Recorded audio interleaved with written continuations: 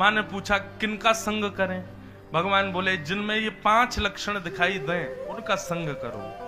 कौन कौन से 5 लक्षण? लिख लीजिएगा। तितिक्षव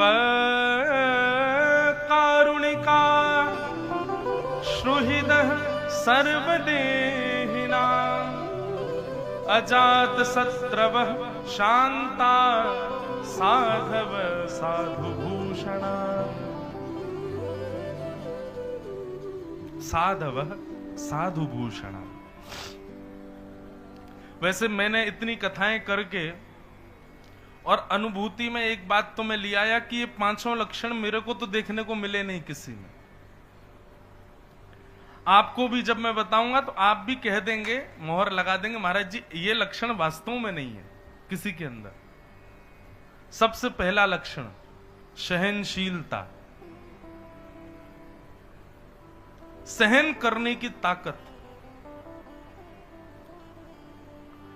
आप कहोगे महाराज जी अरे नहीं नहीं, हमें कितनी भी देर धूप में घुमा लो हमें चिंता नहीं होती, हमें कितना भी ठंडा पानी पिला दो हमें कोई दिक्कत नहीं होती, हमें कितनी भी मिर्च खिला दो हम सहन कर लेते। इसको सहन करना थोड़ी बोलते हैं। सहन करना किसको कहते हैं? किसी व्यक्ति का अवगुण उसके मुंह पे जाके बोल दो, फिर देखो कितना सहनशील है। 2 मिनट में विचलित हो जाएगा, 2 मिनट में उसका मन व्याकुल हो जाएगा। भले ही हो सकता है बाहर दिखाए नहीं, अंदर ही अंदर गालियां देने लग जाएगा।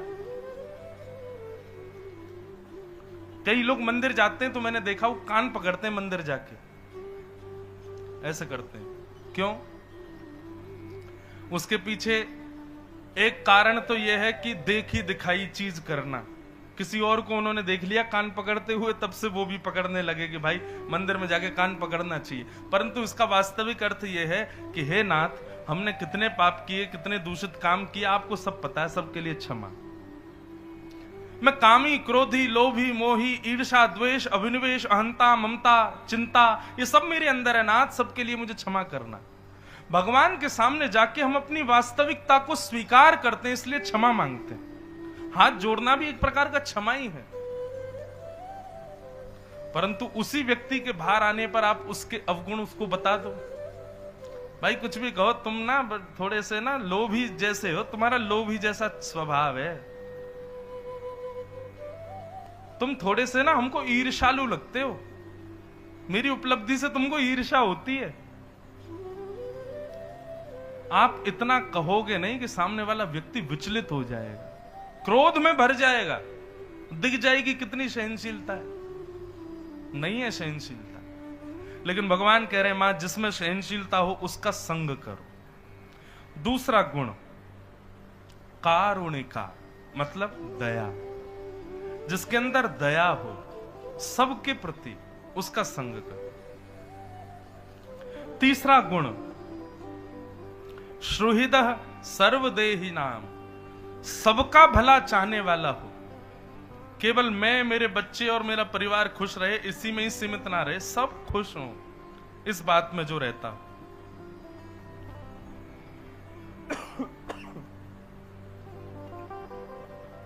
तितिक्षव कारुणिका सुहृदः सर्वदेही नाम।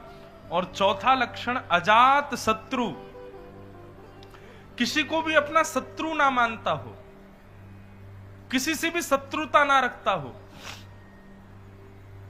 और 5वां और अंतिम शांता, मौन रहता हो। मैया ये 5 लक्षण जिसमें हो उसका संग करना प्रारंभ कर दो। हमने अनुभव किया, इतनी कथाओं में ये विषय कहा है, ये 5 लक्षण मानव में नहीं है, हमको किसी में देखने को नहीं मिलेंगे। तो किसी में देखने को नहीं मिल रहे तो फिर क्या करें? अपने अंदर लाने का प्रयास करो। सबसे पहले तुम ही बनो। एक अंग्रेजी में कहावत कहते हैं ना, be the change you want to see in world. दुनिया में जो आप बदलाव देखना चाहते हो पहले अपने अंदर लाओ। तो ये 5 लक्षण लिख लीजिए। और एक बात और बता दें, इनको अपने अंदर लाना कैसे? उल्टे रूप में लेके आओ। मतलब 5वां लक्षण पहले लाओ, चौथा लक्षण दूसरे नंबर पे, तीसरा लक्षण तीसरे नंबर पे, दूसरा फिर पहला। सबसे पहले आप सहनशील नहीं बन पाओगे। सबसे पहले क्या करो, सबसे पहले शांत बनो, शांता। आज से संकल्प लीजिए, थोड़ा कम बोलना प्रारंभ कीजिए। बहुजल्पिक लोग, ज्यादा बोलने वाले लोगों की जीभ में 2 दुर्गुण आ जाते हैं। एक दुर्गुण तो आता है कि उनकी बात का प्रभाव नहीं होता, ज्यादा बोलने वाले लोग, और दूसरा बहुजल्पिक लोगों की जीव में असत्य संभाषण ज्यादा होता है। इसलिए पहले शांत रहो, मौन होना प्रारंभ करो। जैसे ही आप मौन रहने लग जाओगे तो फिर चौथा लक्षण क्या बताया था, अजात शत्रु, शत्रु ना होना। मौन रहोगे तो शत्रु बनेंगे ही नहीं। संस्कृत का एक सूत्र है, मौने च कलहो नास्ति। जो व्यक्ति मौन रहता उसकी कभी लड़ाई नहीं होती। लड़ाई होती ही उन लोगों की जो बोलते हैं। मौन व्यक्ति की कभी लड़ाई नहीं होती। तो मौन से प्रारंभ करो। मौन रहोगे तो अजात शत्रु बनोगे। अजात शत्रु बन जाओगे तो सबका भला चाहने वाले बन जाओगे। सबका भला चाहने वाले बनोगे तो दया अपने आप आएगी। और ये तीनों चारों जैसे ही आपके मन में आएंगे तो 5वां यानी कि सहनशीलता, ये अपने आप व्यवस्थित हो जाएगी।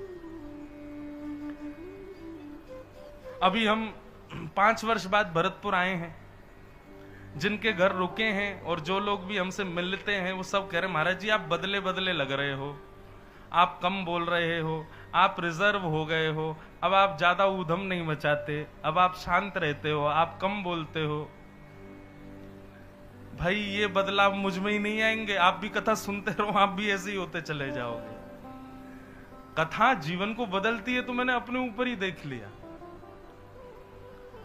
आप सम होते चले जाओगे, सम। फिर कोई ज्यादा अभिलाषाएं, इच्छाएं प्रकट होंगी ही नहीं हृदय में।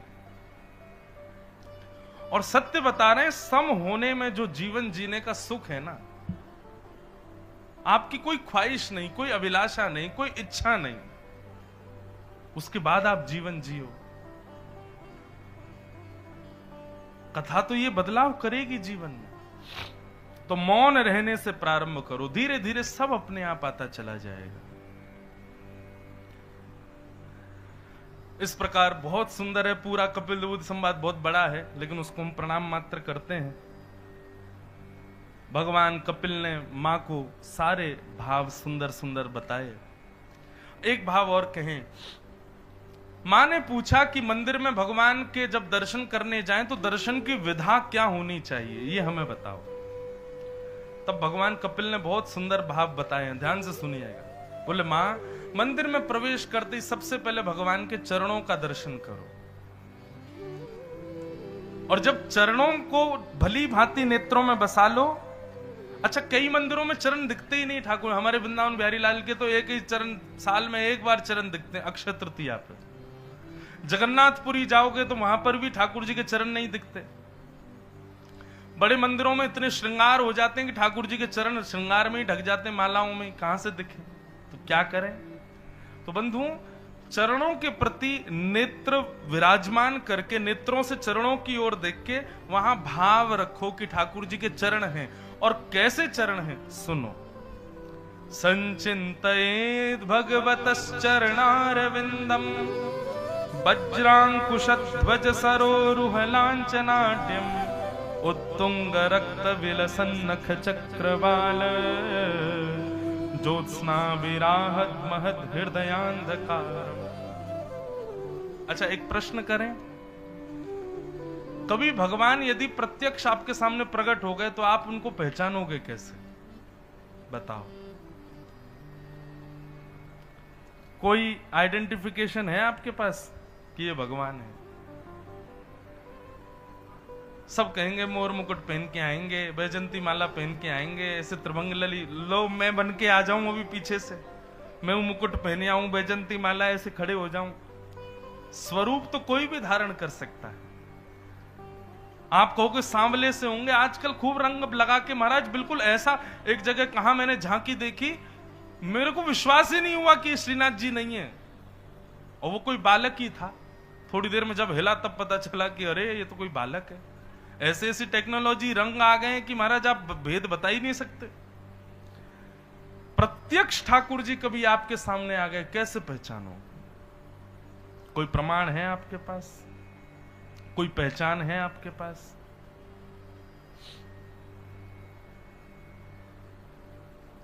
अगर रूप स्वरूप को आप ध्यान में रख रहे हो तो ठाकुर जी छद्म वेश में आएंगे, आप पहचान ही नहीं पाओगे, वेश बदल के आएंगे, कैसे पहचानोगे? ठाकुर जी बंधुओं सब बदल सकते हैं, अपने चरण नहीं बदल सकते। ठाकुर जी की पहचान केवल चरणों से हो सकती है। हमारे शास्त्रों में, हिंदू वैदिक सनातन धर्म में क्यों कहा सबको प्रणाम करो? क्योंकि भाई चरण छुओगे और तुमको पहचान होगी तो पता चल जाएगा कि मैंने कहीं किसी और रूप में आए भगवान के पैर तो नहीं छू लिए। ठाकुर जी के चरण कैसे? अरुण चरण राधा रमण के, अरुण चरण राधा रमण के। कमल का कभी स्पर्श करना, कमल की जैसी कोमलता होती है, कमल का जैसा स्पर्श होता है, ऐसे तो ठाकुर जी के चरणों की त्वचा का स्पर्श है।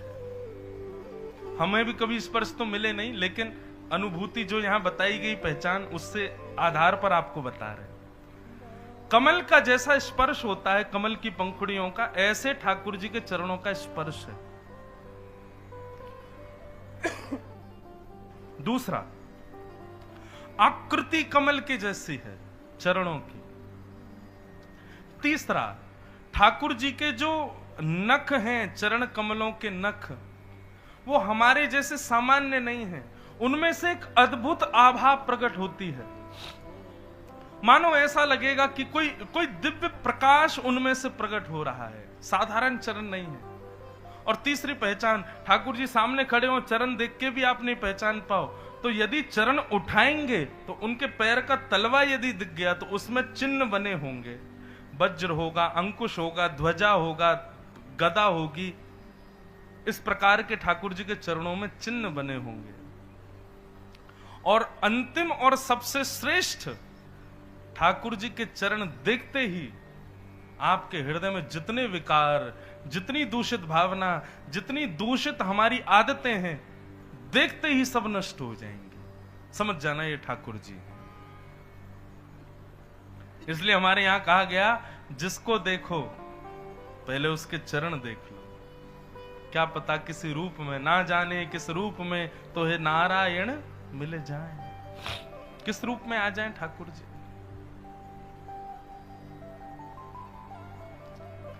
तो मैया सबसे पहले मेरे चरणों का दर्शन, उसके बाद धीरे धीरे ठाकुर जी के घुटने, फिर कटिभाग, फिर वक्ष, फिर ग्रीवा, फिर मुख, अंत में मुख का दर्शन करना चाहिए।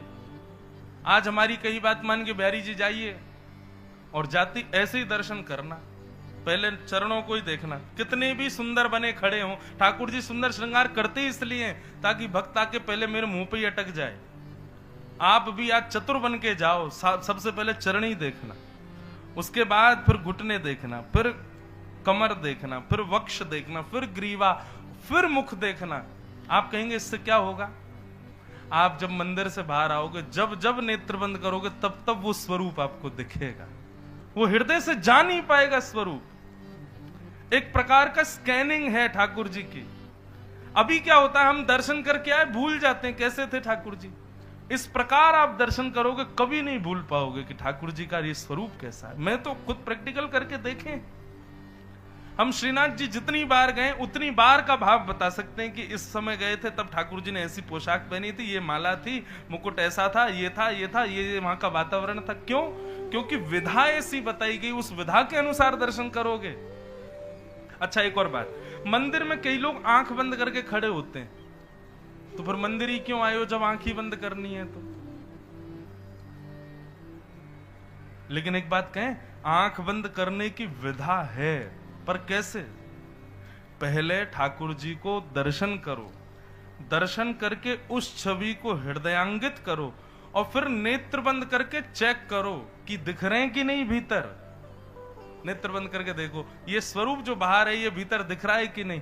जब तक नहीं दिखे तब तक आंख खोल खोल के फिर बंद करके देखो, दिख रहा है कि नहीं। नहीं दिख रहे तो फिर खोलो, फिर देखो, फिर देखो, हाँ अब दिख रहे हैं, तब जाओ मंदिर से। ये विधा है दर्शन की। भगवान कपिल समझा रहे हैं देवभूति माता को, बहुत सुंदर है कपिल देवभूति संवाद। संपूर्ण मां के प्रश्नों के उत्तर देते हुए अंत में भगवान कपिल ने माता देवभूति से कहा, मां आपने इतने प्रश्न किए, मैंने सबका उत्तर दे दिया, सारे उत्तरों का सार आपको क्या समझ में आया बताओ। तब देवभूति माता कहती है, अहो वतस्व पचोतो गरिया यज्जिह्वाग्रे वर्तते नाम तुभ्यं ते पुस्तपस्ते जुहुवो सृष्णिरार्या ब्रह्मानुच नाम गृणन्ति ये। बोले हे नाथ बताऊं मुझे क्या समझ आया। बोले क्या। बोले संसार में जीव का यदि उद्धार करना हो, ना तप से होगा, ना जप से होगा, ना यज्ञ से होगा, ना मेरू समान पर्वत दान करने से होगा, ना गंगा स्नान से होगा, ना किसी से होगा। बोले क्या। बोले केवल और केवल जीव के अग्रभाग पर आपके 2 अक्षर के नाम को व्यक्ति विराजमान कर ले, उसका कल्याण केवल आपका नाम कर देगा नाथ। मुझे यह समझ में आया।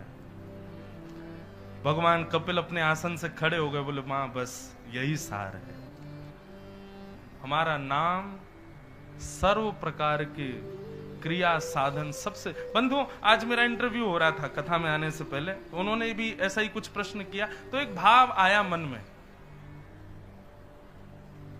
और भाव क्या आया बंधुओं, देखो ठाकुर जी का नाम क्या है, रेनकोट। रेनकोट है। बारिश तो हो रही है पापों की, लेकिन रेनकोट पहन करके जाओगे तो थोड़े बहुत ही गीले होगे, पैर हो जाएंगे गीले, हाथ हो जाएंगे गीले, लेकिन सर्वांगीण अंग बच जाएगा।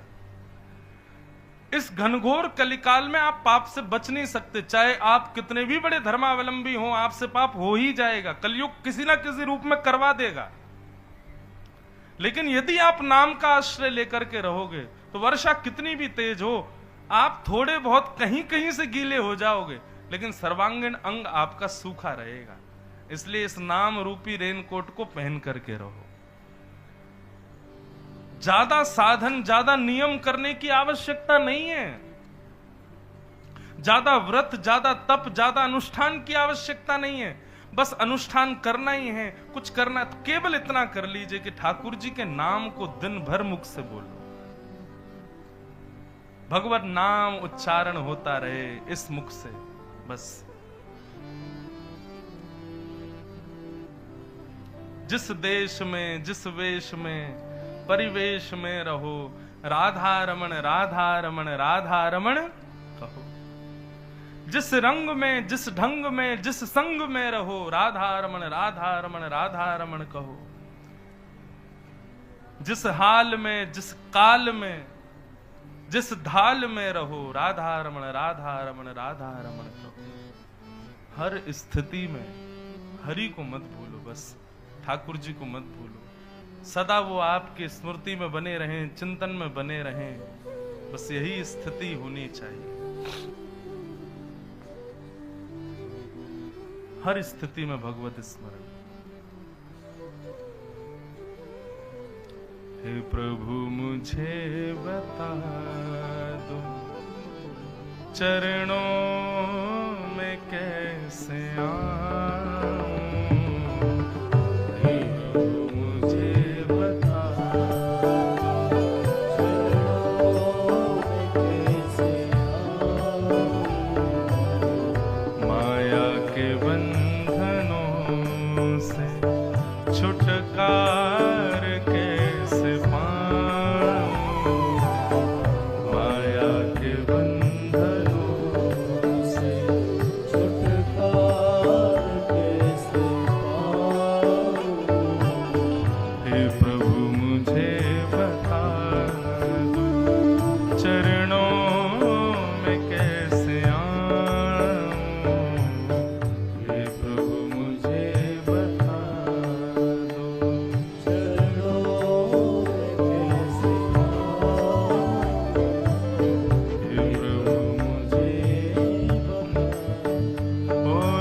जानू कोई पूजन, अज्ञानी हूँ मैं भगवन। ना जानू कोई पूजन,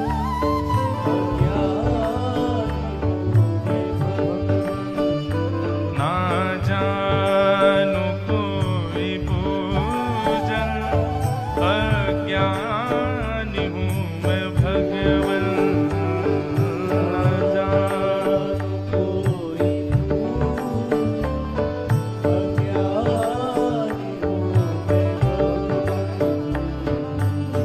अवगुण भरा हृदय में, अवगुण भरा हृदय, हो इससे कैसे मैं दिखाऊं। अवगुण भरा हृदय में, इससे कैसे मैं दिखाऊं। हे प्रभु मुझे बता दो, चरणों में कैसे आऊं।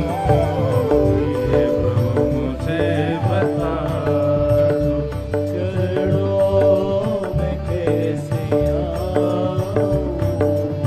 माया के बंधनों से छुटकार कैसे पाऊं। माया के बंधनों से छुटकार कैसे पाऊं। हे प्रभु मुझे बता। बोल वृंदावन बिहारी लाल की। गोस्वामी तुलसीदास जी की एक रचना है, उसका नाम है विनय पत्रिका। विनय पत्रिका में गोस्वामी जी ने कई ऐसे भाव कहे जो जिनका अवकाश उनको लिखने का मानस में नहीं मिल पाया। उन्होंने उन भावों को, उन पदों को विनय पत्रिका में लिखा। विनय पत्रिका का एक इतना सुंदर पद है, पूरा पद गाने में तो बहुत समय लगे, लेकिन उस पद का भाव इतना अद्भुत है। हरि तुम बहुत अनुग्रह कीनो। हे नाथ, आपने मुझ पे बहुत बड़ी कृपा की है। भगवान बोले क्या कृपा की भैया हमने तो पे? तो गोस्वामी जी कह रहे हैं, देखो इसको कहते हैं चतुर भक्त का लक्षण। ये लक्षण आपको पता होना चाहिए, इसलिए मैं बता रहा हूं। हरि तुम बहुत अनुग्रह कीनो। भगवान बोले हमने क्या अनुग्रह किया भैया तुम्हारे ऊपर? तो गोस्वामी जी लिखते हैं, साधन धाम विबुध दुर्लभ तन, मोहि कृपा कर दीनो। हे नाथ, इस संसार से बचने का एक ही साधन है और वो है मानव तन, क्योंकि इसी से साधन होते हैं, इसी से भजन होता है। और आपने कृपा करके मुझको मानव बनाया, ये आपकी बड़ी कृपा है ठाकुर जी। भगवान बोले अच्छा, बहुत बढ़िया बात, और क्या कहना चाहते हो? बोले कोटियों मुख कही जात ना प्रभु के एक एक उपकार। मैं एक नहीं हजारों करोड़ों मुख से भी आपके उपकार बताऊं ना ठाकुर जी तो भी कम पड़ जाएंगे, आपने इतना उपकार किया। देखो भक्त को कभी कभी ये ज्यादा भाव में नहीं रहना चाहिए, कभी कभी चतुर भी बनना चाहिए अपने कल्याण के लिए। इसलिए गोस्वामी जी के इस भाव को बहुत ध्यान से सुनना। गोस्वामी जी ने पहले तो भगवान की बड़ी प्रशंसा की, बोले आप तो बड़े कृपालु हो ठाकुर जी, मैं तो करोड़ों मुख से भी आपकी प्रशंसा नहीं कर सकता, आपने इतनी कृपा मुझ पे की। लेकिन तदपि नाथ कछु और मांगे हूं। हे नाथ, इतनी कृपा आपने मुझ पे करी, परंतु मैं अपने स्वभाव से बाज कैसे आऊं? मेरी थोड़ी और मांगने की इच्छा है। दीजिए परम उदार, आप कृपा करके मुझे और एक वस्तु दीजिए। भगवान बोले हाँ हाँ मांगो, क्या चाहिए? गोस्वामी जी बोले पहले थोड़ा भाव समझिए। विषय वारी मन मीन भिन्न नहीं होत कबहु पल एक। बहुत ध्यान से सुनिएगा। गोस्वामी जी कह रहे हैं विषय रूपी जल में, संसार के जितनी भी विषय हैं माया के, इस विषय रूपी जल में मेरी मन रूपी मछली घूम रही है ठाकुर जी। कभी समोसा के पीछे भागती है, कभी जलेबी के पीछे भागती है, कभी कचौड़ी। ये तो मैं बड़े अच्छे नाम बता रहा हूं, मन तो बहुत बुरी बुरी जगह भागता है। तो ठाकुर जी मन रूपी मछली विषय रूपी नदी में घूम रही है। भगवान बोले अच्छा, ताते सहो विपत्ति अति दारुण जनमत जानी अनेक। और इस मन रूपी मछली के विषय में घूमने की वजह से मैं बड़ा दुखी हूं, पाप कर रहा हूं ठाकुर जी। भगवान बोले बात तो तुम्हारी सही है, हमसे क्या चाहते हो? गोस्वामी जी कहते हैं कृपा डोरी वंशी पद अंकुश परम प्रेम मृदु चारो। हे नाथ, जिस प्रकार एक मछली पकड़ने वाला व्यक्ति वो बंशी सी लेके जाता, उसमें धागा लगा होता है, धागे में कांटा लगा होता है, और जाकर के कांटा फेंक देता है नदी में, और एक टक बैठा रहता है, उस धागे को एक टक एक अपलक नेत्र से देखता रहता है। जैसे ही वो धागा थोड़ा सा हिलता है, तुरंत वो पीछे खींच करके मछली को बाहर निकाल लेता है। भगवान बोले हाँ बात तो ठीक है। तो बोले ठाकुर जी, हम चाहते हैं आप अपनी कृपा रूपी वंशी लेकर के जाओ और हमारे विषय रूपी नदी में अपनी कृपा रूपी वंशी के धागे को फेंको, और आप एक टक बैठे रहना। हमारा मन विषयों में भटकता भटकता भटकता भटकता जब आपके धागे से आके टकराए, आप तुरंत खींच करके उसको बाहर निकाल लेना। ठाकुर जी बोले कितने चतुर हो गोस्वामी जी आप, हैं? मन विषयों में फंसा तुम्हारा, विषयों में घूम रहा तुम्हारा, और धागा लेके हम जाएं और हम ही बैठे रहें कि कब ये आवे और कब हम निकालें। मत तुम नहीं निकलोगे, हम निकाले तुमको। बोले यही तो चाहिए ठाकुर जी आपसे। समझ में आई बात? गोस्वामी जी की बात है भैया। अच्छा, इसका भी तर्क देते हैं गोस्वामी जी, आप क्यों निकालोगे मेरे मन को? मन मेरा, विषय मेरे, फंसा मैं हूं, आप क्यों निकालोगे? भगवान ने कहा मैं क्यों निकालूं? तो फिर गोस्वामी जी कहते हैं तुलसीदास यही जीव मोह रजू, जेही बांध्यो सोई छोरे। ठाकुर जी बताओ, विषयों को किसने बनाया? भगवान बोले हमने बनाया। मेरा मन किसने बनाया? बोले मैंने बनाया। विषय भी आपने बनाए, मन भी मैंने आपने बनाया, और इन विषयों में मन डाला भी आपने। तब जब सब किया ही आपने, तो फिर हम क्यों प्रयास करें? हम तो घूमते रहेंगे, कभी आके अगर आपके चरणों से टकरा जाए तो हमको निकाल लेना यहां से। ठाकुर जी मुस्कुराने लगे, वाह भैया चतुर गोस्वामी जी, सब किया धरा आपका, बचा में हम आपको। बोले यही तो चाहते हैं ठाकुर जी आपसे, यही कृपा हम पर कीजिए।